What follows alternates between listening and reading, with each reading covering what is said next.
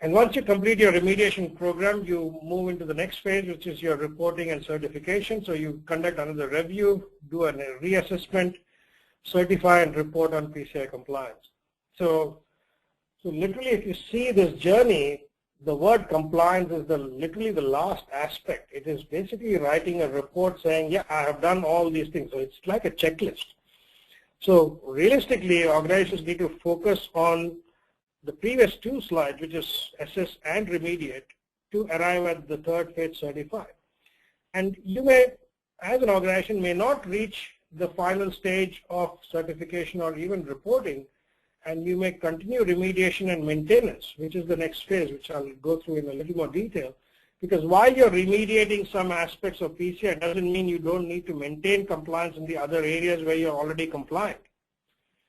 Because after you do an assessment, you would mostly find that you may not be compliant only in a certain areas against the standard. It's very highly unlikely you're not compliant against all the standards, unless you're a brand new business and you're starting off day one, which is a completely different kettle of fish. But then if you're an existing business and you look at the standard is not alien. It's basic things. We've seen the 6 goals. And based on the 6 goals, you'll find that you are compliant to many of the standards, but some of the standards you're not. And then you need to have a remediation program for that. But at the same time, you also need to have a maintenance program to maintain compliance against all the other standards, which you are already compliant.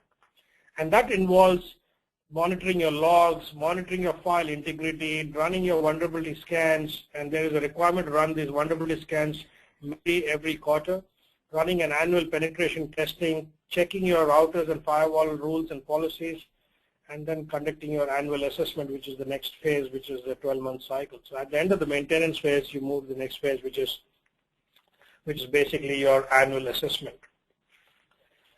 So irrespective of what size, type, if you have this simple program in place, phase 1 assess, phase 2 remediate, phase 3 certify, maintain over a 12-month period, you will achieve and maintain compliance in a more effective manner than many other organizations who actually start them through this process.